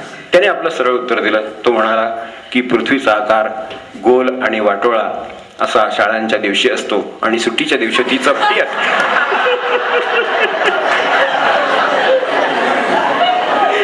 सुट्टीच्या दिवशी ती चपटी असते. मनुष्यत्व ही झेपण साधी क्षुद्रपणाची टाक उपाधी देवकारे घेई संधी. अशी गंमत आहे माणसाची. मनुष्यत्व विचार करेल तर काहीही करेल. मनुष्य देवापर्यंत सुद्धा विचार केलेले तर असलाही घोटाळा करू शकेल, असले प्रश्नही निर्माण करू शकेल, असली उत्तरही निर्माण करू शकेल. त्यामुळं आपण कसले विचार करण्याची गरज आहे त्याच्यासाठी देवकार्य ही घेई संधी म्हटलेलं आहे. ज्या विचारांनी मला खाली यायला होतं ते क्षुद्रपणाचे विचार, ज्या विचारांनी मला विशाल व्हायला होतं ते मनुष्यत्वाचे विचार असं गृहीत धरायला हरकत नाही. ज्या विचारांनी मी विशाल होऊ शकतो. आणि कशावरून कळतं? साधं उदाहरण सांगतो. चहा पाजतो म्हणून नव्हे, लोकांना मनुष्य हवासा वाटतो, तो जाऊ नये असं वाटतं, त्याच्या सहवासात राहावं असं वाटतं. हे सगळं काय आहे? आपण विशाल आहोत की क्षुद्र आहोत याची साधी परीक्षा आहे. मला नेहमी असं वाटतं की ही तत्व खूप मोठी असतात, तर आपल्याला असं काहीतरी सापडलं पाहिजे की जी टेस्ट होईल. मग जसं टेस्ट सांगितली की आपल्याला की कृतीनंतर अहंपूर्तीची कृती कशी ओळखावी, एक कृती हे सांगितलं. तशा तऱ्हेचं हे आहे. हे आपण कसं ओळखावं हा प्रश्न आहे ना. तर या बाबतीत आपल्याला कसं ओळखता येईल हे की ही मनुष्यत्वाचं आहे, हे क्षुद्रपणा टाकल्याचं लक्षण आहे, हे कसं ओळखता येईल? तर अगदी सोपी गोष्ट आहे. विशाल मनुष्य कल्पना करतोय, विशाल जगतो आहे, हे कशावरून ओळखता येईल? मनुष्य अकारण हवासा वाटेल, अकारणच हवासा वाटेल. संत अकारण हवेसे वाटतात. ते मनासारखं करतातच असं नाही. मनासारखा वागे माणूस वाटे तोची बरा, ते आम्ही ते अभंगात आहे ते नव्हे. तो देवासारखं वाटतं तसं नव्हे. हे जे हवेपण असतं ते तुमच्या मनासारखं करतच असं नाही. हवेपण अशा अर्थात नाही की हवंसं वाटणं, त्याच्यावरनं कळतं की तुमचं मन विशाल असलं पाहिजे, क्षमाशील असलं पाहिजे, त्याशिवाय तुम्ही हवेचे वाटणारच नाही. म्हणून जास्त लोकांना हवंसं असणं, तो मनुष्य जाऊ नये असं वाटणं, सहवासाचा आनंद मिळणं, हे सगळे त्याच्या विशालपणाची क्षुद्रपणाची टाकू उपाधी करायची आहे ना. मग क्षुद्रपणा टाकला आणि विशालपणा जोडला आहे आपण असं केव्हा म्हणता येईल? काही माणसांचं असंही असतं, केव्हा जातील तेव्हा सगळीकडे आनंद पसरतो, येतील तेव्हा आता केव्हा जातील असं वाटतं की नाही. क्षुद्रपणाची टाकू उपाधी म्हणजे काय ते लगेच कळतं. तर ते आपलं कसं असतं याच्यावरून आपण हे ओळखायला हरकत नाही. माणसाला जी सद्गुणांची उपासना सांगितली ती त्याच्यासाठी सांगितलेली आहे की हेच मन आहे. मन मारण्याची सुद्धा गरज नाही, अहंकारच मारण्याची गरज असते. मन मारण्याची गरज, आपण म्हणतो ना आता म्हातारपण आलं, आता खावंसं वाटतं, पण आता मन मारून राहिलं पाहिजे, काय करणार? रडत बसा दुःख करा, आता काय करणार? कारण तुम्ही जो अहंकार मारायला पाहिजे होता तो मारला नाही वेळेत, त्यामुळे ही वेळ आली. मन तर शेवटपर्यंत बरोबर साथ देईल तुम्हाला, कारण मनच भगवंत गाठून देणार. शेवटी मन विभूती आहे, होय ना. मन ही विभूती आहे भगवंताच्यामुळे, त्याच्याशी काही प्रश्न नाही आहे. त्याचा विस्तार होण्यातली अडचण आहे ती अहंकाराने रेग मारली स्वतःपुरती, आणि म्हणून तो स्वतःपुरती स्वार्थापुरतं जगणं म्हणजे आपल्या दुःखाच्या याची खबर आपण खोदण्यासारखं आहे अक्षरशः. स्वार्थापूर्ण जगणं म्हणजे तर तसं आहे हे. तर ते तसं करू नये याच्यासाठी ही झेप आहे विलक्षण, पण विस्तारामध्ये आहे. तेव्हा त्यातला अहंकाराचाच मरण्याचा प्रश्न आहे. आणि ज्यांचा तो देहाने मरण्यापूर्वी मरतो त्यांच्याच मृत्यूनंतर समाध्या बांधतात. समाध्या कोणाच्या होतात? जे मरण्यापूर्वी देहाने अहंकाराने मेले, अहंकाराने निघून गेले. मनाने आहेत म्हणून संतांना सुखदुःख आपल्यापेक्षा दुसऱ्याचे जास्त कळतात. आपल्याला काय कळेल? सुखदुःख कळायला कुठलं इंद्रिय आहे? काल विषय झाला ना, मनच आहे ना. मग त्यांच्याकडे मन नसतं का? मन असतं, पण अहंकार नसतो. तो त्याने मारला, त्याच्या सगळ्या चुकीच्या कल्पना मारल्या, क्षुद्रपणा सगळा टाकला, आणि त्यामुळंच त्यांच्या समाध्या आहेत. ते गेल्यानंतर त्यांच्या ज्या समाध्या आहेत ते ज्याने अहंकार मारला त्यांच्या आहेत. मृत्यू तर सगळ्यांनाच आहे, देहाने मृत्यू कोणाला नाही आहे, सगळ्यांना देहाने मृत्यू आहे, पण त्यांच्या बाबतीत हे आहे. आता याच्यासाठी आपल्याला काय काय करता येईल त्याचं पाहिलं पाहिजे. आता तर ह्या मनुष्यत्वाची झेप काय आहे, एक कृतज्ञता ही काल कृतज्ञतेचं कोणीतरी विचारलं होतं तेव्हा आठवण झाली ती म्हणून सांगणार होतो. गुरुदेवांची एक आपल्याला हकीकत सांगतो. गुरुदेव रानडे ही एका भावाची गोष्ट आहे. निंबाळ असताना तिथलं जे निंबाळ स्टेशन आहे त्या स्टेशनवर ज्यांची असिस्टंट स्टेशन मास्तर म्हणून नेमणूक झाली, ASM नेमणूक झाली, कानिटकर नावाची ग्रस्त ते तिथं आली. तेव्हा स्टेशनला भेटले, जाऊन तिथल्या स्टेशन मास्तरना जाऊन भेटले. त्यांनी सांगितलं बा असं माझी नेमणूक इथं झाली, झालं नेहमीचं सगळं झालं. आणि तिथं क्वार्टर बांधायचं काम चालू होतं पण ते अजून पूर्ण झालं नव्हतं, त्यामुळे यांना देता येण्यासारखी क्वार्टर नव्हते. तेव्हा त्या SMने काय सांगितलं, त्या स्टेशन मास्टरने काय सांगितलं, इथं एक समोर आश्रम आहे, गुरुदेव राहतात तिथे, गुरुदेव रानडे म्हणून सत्पुरुष आहेत, आपण तिथे जा, आपली अडचण काहीतरी ते दूर करू शकतील. तर माझ्याकडे तर आत्ता द्यायला आपल्याला हे नाहीये, तयार झालं की मी आपल्याला घर द्यायची व्यवस्था करतो. हे त्यांच्याकडे गेले. गुरुदेवांच्याकडे गेले, नमस्कार चमत्कार झाला. त्याने विचारलं की आपण कुठले, पुण्याचे का? त्यांना वाटलं हे कानिटकर आले, पुण्यातले कोणीतरी असतील किंवा कुठल्या गावचे आहेत म्हणून पुण्याचे का मुंबईचे का विचारलं. तर म्हणले नेहमी पुण्या मुंबईचं नाही, मी धारवाडचं आहे. धारवाडचं म्हणल्यावर गुरुदेव त्यांना म्हणले धारवाडला पूर्वी देवी काढीत ना, देवी तर देवीचे डॉक्टर म्हणत बघा पूर्वी, तर ते देवीचे डॉक्टर जे एक होते इथे कानिटकर म्हणून, तर ते तुमचे कोण काय? तशी ते म्हणले हो ते माझे पणजोबा. त्यांना हरिअण्णा म्हणत. त्या हरिअण्णा तुमचे कोण? तर म्हणले माझे चुलत आजोबा. ते म्हणले त्या वडिलांचे चुलत आजोबा, त्यामुळे माझे ते पणजोबा म्हणले. असं काय म्हणले? बरं ठीक आहे, आपली अडचण अशी अशी आहे ना, मग असं करा तुम्ही माझ्याच घरात राहा. गुरुदेवांनी घर बांधलं होतं, त्यातल्या 3 खोल्या त्यांना राहायला दिल्या गुरुदेवांनी. आता याच्यात काय भाग असेल तर कोणाचीही त्यांनी सोय केलीच असती, तो प्रश्नच नव्हता. हरिअण्णांचा उल्लेख निघाल्यानंतर एवढं करायचं काय कारण? तर हरिअण्णा जमखंडीचे हे धारवाडला असताना गुरुदेवांची ज्या वेळेला त्यांच्या गुरूंची गाठ पडली पहिली, तर ती गाठ पडली, महत्त्व वाटलं. त्यांची पोथी होत असे, तर त्या दिवशीच्या पोथीमध्ये असं सांगितलं की जे आपण उल्लेख करतो ना, ते त्या दिवशीच्या पोथीतली गोष्ट आहे की जो नाम घेईल त्याला नामाची प्रचिती येईल, नामाचा अनुभव येईल, परीक्षेत सुद्धा चांगले मार्क पडतील, असं ते त्या दिवशी बोलले होते पोथीमध्ये. पोथी सांगताना तेव्हा ते ज्या दिवशी बोलले त्या पोथीमध्ये ते मनावर इतकं बिंबलं की ते मनाशी धरून ठेवलं. आणि असं जर हे महाराज खरे असतील आणि नामाची प्रती असेल खरं असेल तर मला ती स्कॉलरशिप मिळेल आणि मी आजपासून नामही घेईन, नेहमी करीन आणि अभ्यासही करीन आणि हे करीन. हे म्हणतात त्याप्रमाणे श्रद्धा ठेवून राहील. श्रद्धा ठेवून राहिले ते खरं ठरलं. आपल्याला पुढचा इतिहास माहिती आहे, त्यांना जगन्नाथ शंकर शेठ मिळाली वगैरे वगैरे. ती पोथी ज्यांच्या घरी झाली ते हरिअण्णा होते. आपल्याकडे असा शास्त्रात म्हणलेलं आहे की अनन्य ठेवून जाव. मनुष्याचा मोठेपणा हा त्याच्यामध्ये आहे की सर्व ऋणांची पूर्तता करून जावं.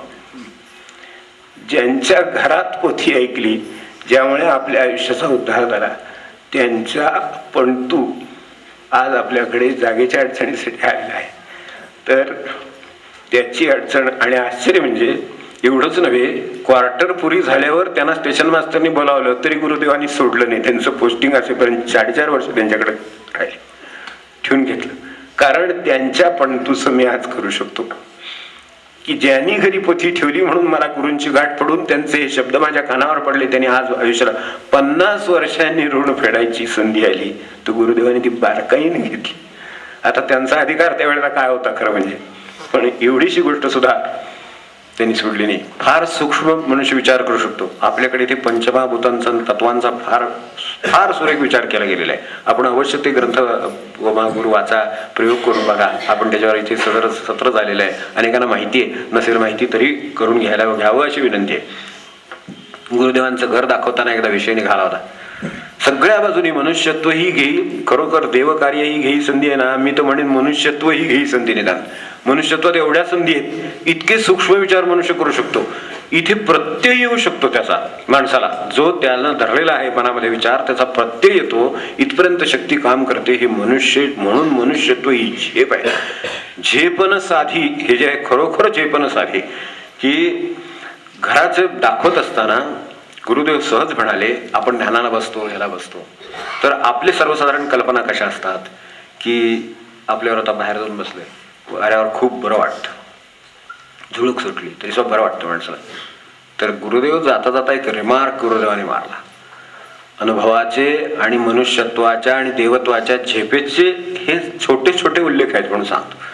गुरुदेव म्हणले की wind is the mind of nature, it must be controlled. जर तुम्हाला साधना करायची असेल तर वाऱ्यावर नियंत्रण ठेवलं पाहिजे. तर घर बांधताना तसं बांधले म्हणले. ज्या ठिकाणी फार आपल्याकडे नात्युच्छ्रितम नातिनीचम वगैरे वर्णन केलेलं आहे, चैलाजिन कुशोत्तर माहीत सगळं वर्णन केलेलं आहे, तर त्याच्यामध्ये सुद्धा हे आहे, ह्या नेचरचा विचार केलेला आहे. तुम्हाला देवत्वाकडे जायचंय, साधना करायची आहे ना, मग ज्या ठिकाणी तुम्हाला खेळतं वारं असणार नाही अशा ठिकाणी बसा. वास्तविक खेळतं वारं हे आरोग्याचं लक्षण, ते मान्य आहे, but it is the mind of nature असं म्हणले. आपल्याकडे जसं मन चंचल आहे तसा वारा सृष्टीमधलं चंचल तत्व आहे. तर त्यामुळं त्याची काळजी घ्यावी लागते. त्यामुळे जर आपल्याला म्हणून हे लोक गुहा खणून खाली बसतात, त्यांना काय आरोग्याचे नियम कळत नाहीत अशी आपली कल्पना आहे. मनुष्यत्व ही झेपण साधी. ते खाली जे गुहा खणून बसले त्याचं कारण wind is the mind of nature. आपलं माइंड कसं आहे आपल्याला माहिती आहे. आता इथं ना आता तिथं, हो की नाही. आता वेळ झाली म्हटल्यानंतर आपलं तिथं असेल बरोबरच आहे. ते त्याचं लक्षणच आहे. तिथे इथल्या एका क्षणी तिथे जातं हे त्याचं लक्षण आहे. म्हणून त्याच्यावर नियंत्रण असलं पाहिजे असं त्यांचं म्हणणं. Wind is the mind of the nature. म्हणून ह्या लोकांनी ते झाडाखाली जी गुहा होती ती त्याचं कारण ते आहे. त्यांना तत्वांचा अभ्यास आहे. म्हणून जर वाऱ्याच्या संगतीत मी फार काळ राहिलो तर आधीच माझं मन हिंडत आहे, त्यामध्ये निसर्गाची साथ मिळण्याऐवजी अशी साथ मिळेल की ते आणखीन फिरवेल त्याला. म्हणून जर त्याला ध्यानाला बसायचं असेल तर खाली तिथं सुद्धा खणून ठेवलेले गुहा काढून खाली बसावं. बसायचं ना, खाली बसायचं तर त्याची एकाग्रता जास्त होईल, तर त्याचं नियंत्रण. कारण निसर्गाच्यातलं जे मन आहे ते त्यांनी बाजूला करायचा प्रयत्न केलाय. हवेची सोय आहे, गरज आणि हे तत्व ह्याच्यामधला फरक अगदी बारकाही न तो मनुष्यच करू शकतो एवढा फरक. म्हणून ती माणसं खाली जाऊन बसत होती, आपण वाऱ्याला जाऊन बसतो. कसं असतं मनुष्यत्व ही झेपण साधी. एकदा लक्षात आलं तर मनुष्यत्व एवढी झेप टाकू शकतं आणि इथपर्यंत जाऊ शकतं. त्याला हे कळू शकतं की काय हे आहे.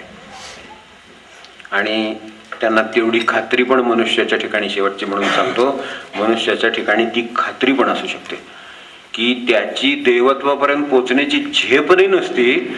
साईबाबांना विचारलं होतं एकाने की मला ईश्वरी साक्षात्कार घडवाल काय, तर म्हणाले अरे तू मला पाहतोसच आहे ना, ईश्वर यापेक्षा निराळा काय असतो असं म्हणले. इथपर्यंत जेव्हा मनुष्यत्व ही झेपण साधी म्हणून टिकून आहे. अनुभव आजही टिकून आहे. साईबाबांचा अनुभव आजही टिकून आहे. आज सांगणारे लोक आहेत ज्याचे त्याचे नुसतं नाव माहिती आहे.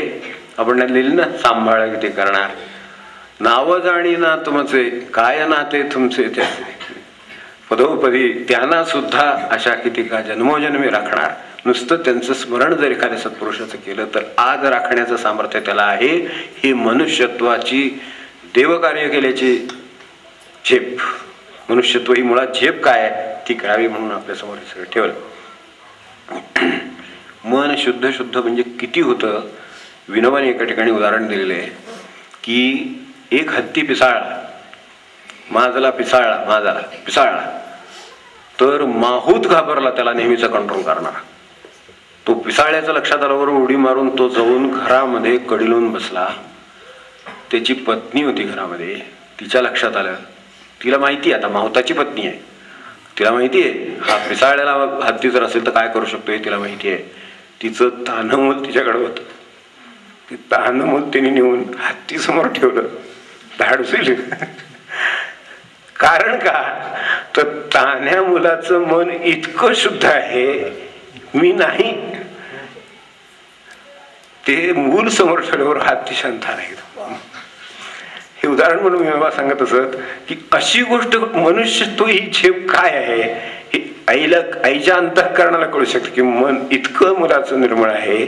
म्हणूनच कोणी बघा लहान मुलं असतं की पटकन उचलून घेतो मनुष्य. अगदी लहान मुलं आहे ना, बघितलं की किती रागीट माणसं मी बघितली आहेत, इतकी तुसडी माणसं बघितलेली आहेत, भावशून्य माणसं बघितलेली आहेत. पण मुलाकडे बघितलं, जर लहान एखाद्या दुपट्यावरच्या मुलाकडे बघितलं की ते त्याच्याकडे बघून असं हसतं की भावशून्य मनुष्य असला तरी सुद्धा ते गाला हातलं तरी जाईल, त्याला डोक्यावर हात फिरवेल, काहीतरी त्याला त्या मुलाला असं करावं असं वाटेल. एवढं त्याच्यामध्ये सामर्थ्य आहे. ही मनुष्यत्वाची झेप आहे. त्या लहान मुलाचं पुढं भावशून्यात रूपांतर होतं. आता काय करायचं सांगा? हे कोण असेल? हे कोण असेल की ज्या ह्या लहान मुलांचा हत्ती शांत करण्याची क्षमता त्याच्यामध्ये आहे? म्हणून आज परिस्थिती बिघडली, भावशून्यता आली. म्हणून नुसते वृद्धाश्रम नुसती पाळणाघर नाही झाली, सगळ्या गोष्टींची लाईन लागली आपल्याकडे. संस्कृती आली. घटस्फोट कशातून आले?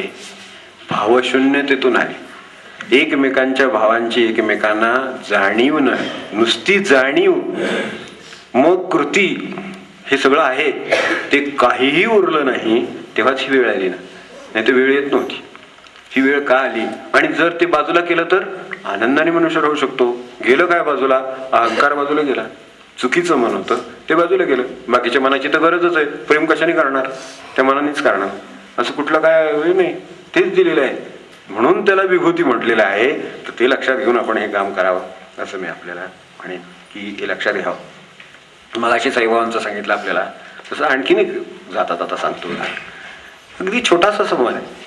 अरविंदांच्याकडे एक जण अत्यंत लांब, आता अरविंदच मुळात आधी सगळं सोडून जाऊन पांडिचेरीला राहिलेले, तर आता अशा ठिकाणी तो मनुष्य एवढा प्रवास करून आला होता. एक साक्षात्कारी मनुष्य आहे, तर त्याची आपण गाठ घ्यावी. योगी मनुष्य आहे. मुश्किलीनं त्यांची त्यावेळेला हे मिळायची, अपॉइंटमेंट मिळायची. तर ती त्यांनी मिळवली आणि त्यांना गेल्यानंतर अत्यंत मोजकं हे असे की 3 मिनिटं 5 मिनिटं तेवढंच भेटायचं, त्याच्यापेक्षा जास्त भेटायचं. काय महत्वाचं असावं म्हणून त्यांनी विचारावं. तर त्यांनी विचारलं की आपला देवावर विश्वास आहे ना? कारण ह्याला विश्वास ठेवण्यात थोडीशी अडचण होती म्हणून तो तिथपर्यंत आला असेल. तर अरविंद त्याला म्हणाले की नाही. अरविंद नाही म्हटल्यावर तो गडबडला की हे काय प्रकरण आहे? आपण एका महापुरुषाकडे आलो जो स्वतः अवतारासारखा देवी पुरुष आहे, सत्पुरुष आहे, आणि विश्वास आहे का म्हणल्यावर नाही म्हणतो. तर ते म्हणाले म्हणजे माझ्या सगळ्या आशाच संपल्या. म्हणले का बरं?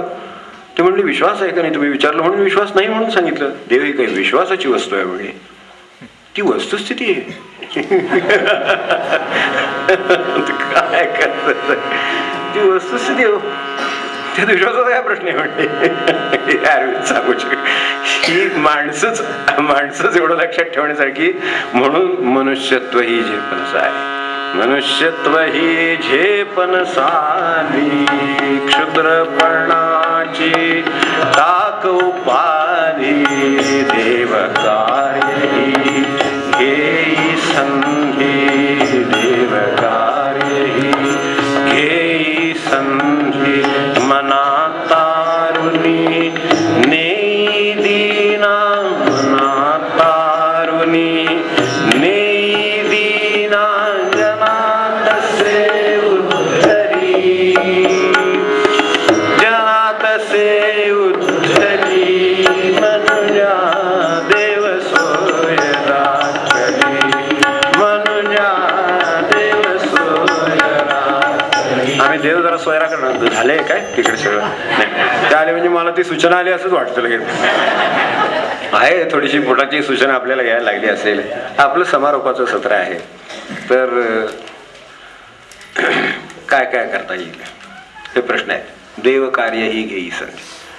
देव कार्य समास आपण कसा सोडवणार त्याच्यावर हे सगळं अवलंबून आहे. कसंही सोडवा, आपली जशी इच्छा असेल तसा सोडवा. देवाचं कार्य चालेल, देवकार्य. देव हेच कार्य म्हणायचं असेल तरी चालेल. देव हेच कार्य जीवनामध्ये. काही एक वेळ येते की देव हेच कार्य उरतं फक्त, तर त्यावेळेला तेच करावं, हो की नाही?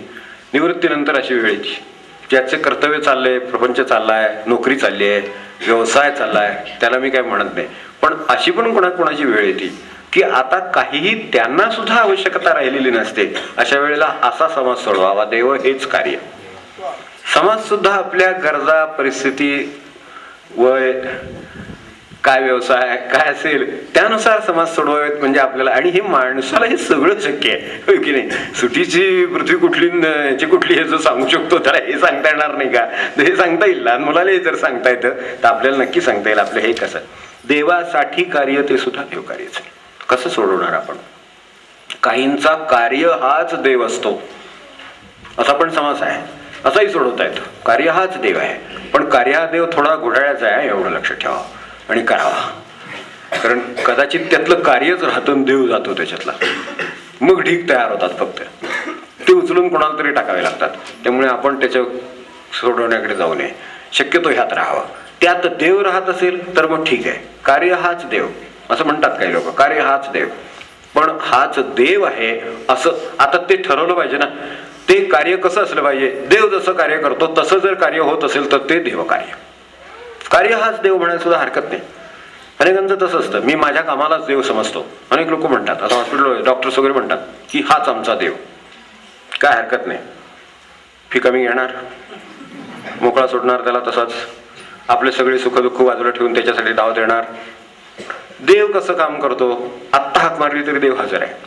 कशाही परिस्थितीत, केव्हाही, कुणाहीसाठी, कधीही, कोणतीही अपेक्षा न करता. मग त्यांनी काय डॉक्टरने उपाशी मारावं का? नाही, अजिबात नाही. एवढं काय करण्याची गरज नाही. पोटापुरते काम पर्यागत्य तो राम. की नाही, कार्य आज देव म्हणायला हरकत नाही. अनेक लोक म्हणतात ती त्यांचा व्यवसाय, त्यांची नोकरी, बँक, अमकं तमकं काय असेल तोच माझा देव असं समजून मी तिथं काम करतो. काही हरकत नाही. अपेक्षा ठेवू नका म्हणजे झालं. पुढची प्रमोशन मिळालं नाही म्हणजे त्रास मानून घेऊ नका म्हणजे झालं.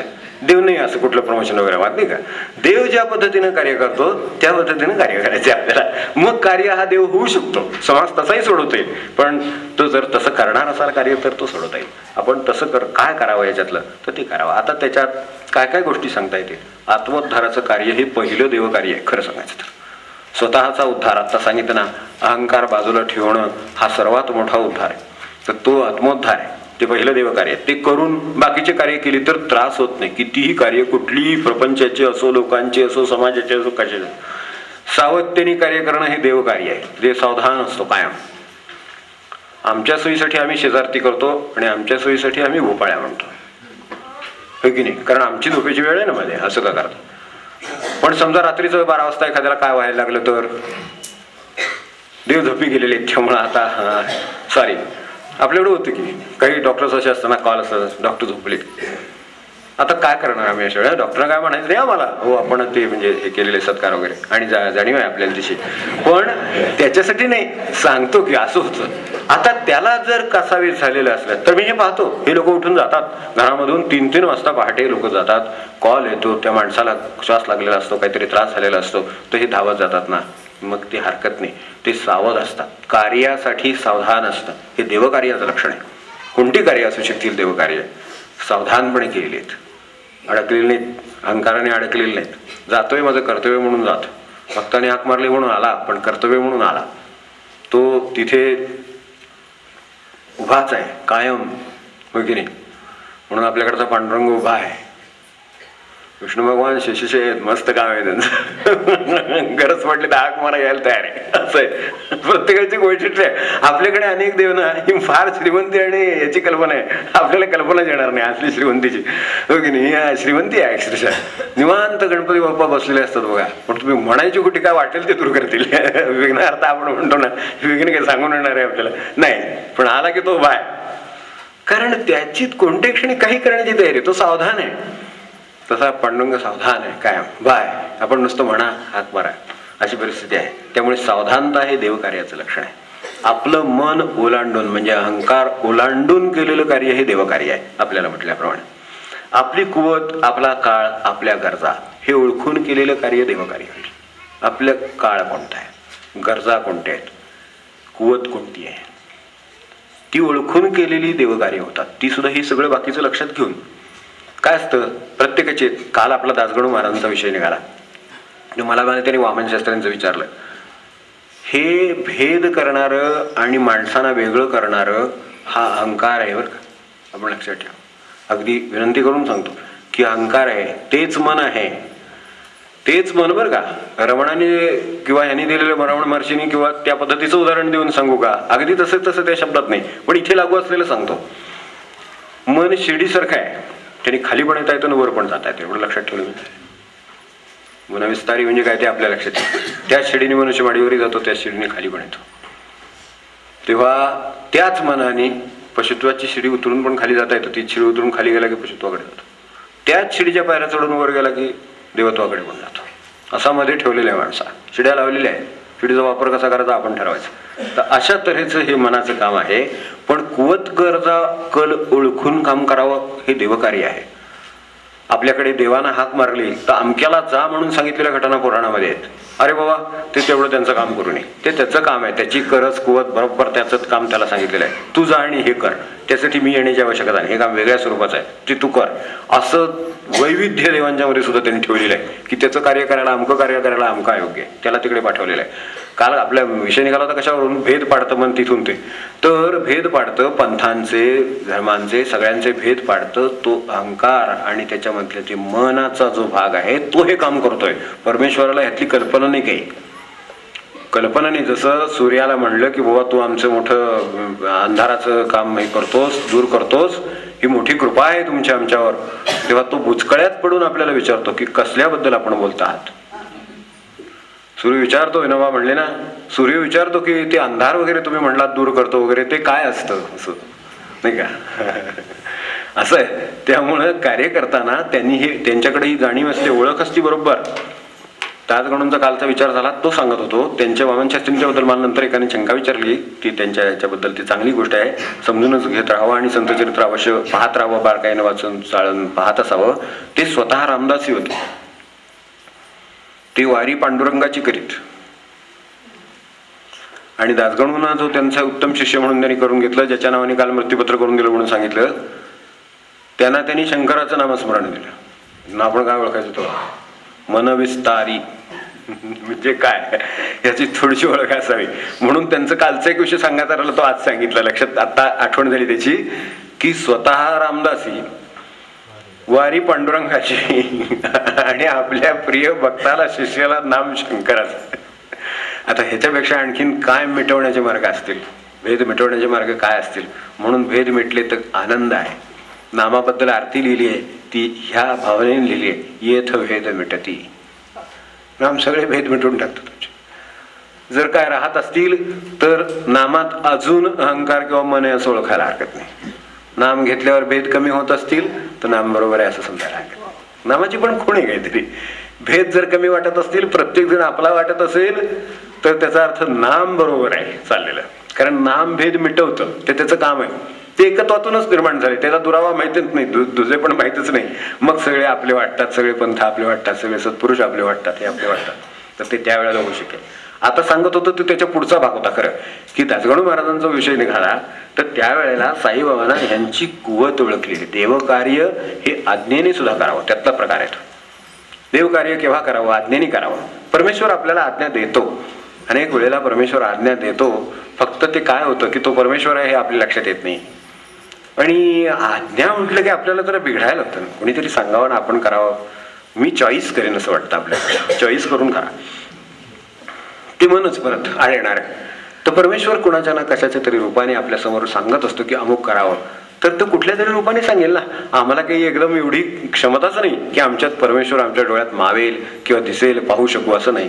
पण तिथे साईबाबांनी त्यांना बघितल्यानंतर त्यांना जेव्हा काय शिष्यत्व त्यांचं घेतलंय किंवा त्यांचा आदरभाव आहे तर त्यांनी त्यांना एक वाक्य म्हटलं होतं. काल आपण गजानन विजय त्यांच्या थोरवी पाहिली.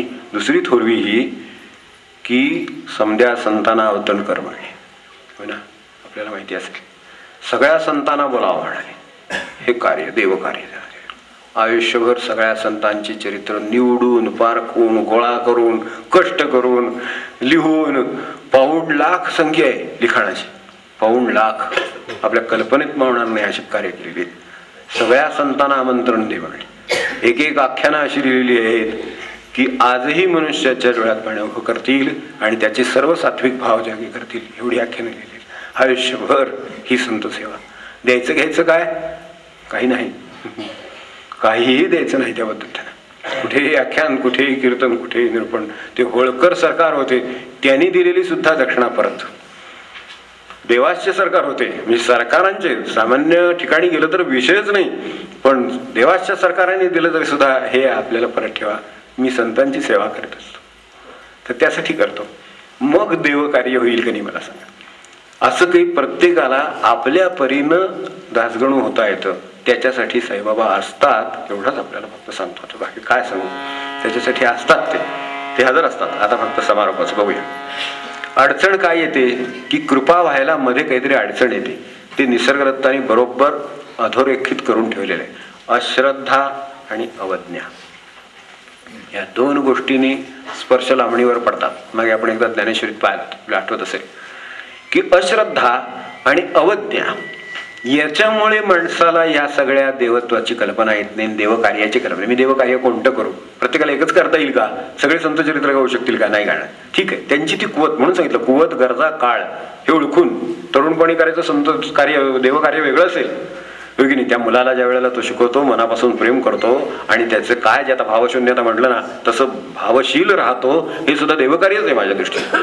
तर ते त्या काळातलं कार्य वेगळं आहे, वरच्या काळातलं कार्य वेगळं आहे, ह्या बाहेरच्या बदललेल्या काळातलं वेगळं असेल. अशी वेगवेगळी कार्य आपल्या वाट्याला असतील, ती आपल्या समोर येतील आणि मग आपल्या जीवनाला अर्थ. शुद्ध प्रेममय मन असणं हे सर्वात मोठं देवकार्य आहे. शुद्ध प्रेममय मन असणं, शुद्ध प्रेम आहे फक्त, त्यात अपेक्षा नसते. आपल्याला माहिती असते शुद्ध प्रेममय केव्हा असतं. शुद्ध प्रेममय मन असणं हे सुद्धा सर्वात मोठं देवकार्य आहे. किती प्रेममय असतं, किती नाहीसं करता येतं स्वतःला. तर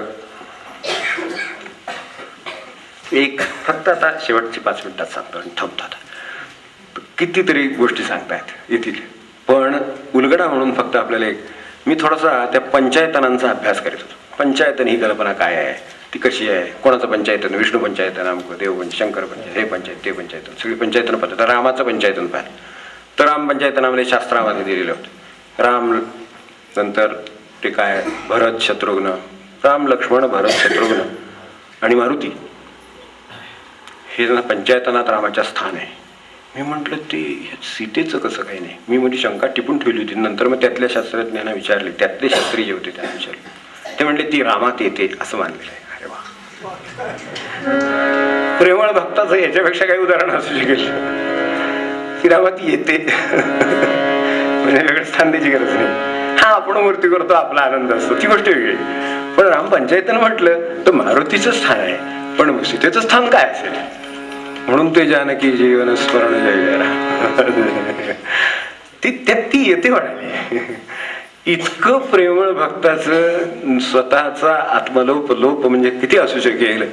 तर पंचायतनात सुद्धा ती त्यात येते असं मानलं जाते. नाही तर राम लक्ष्मण सीता भरत शत्रुघ्न इथपर्यंत ठीक, तर तसं नाही.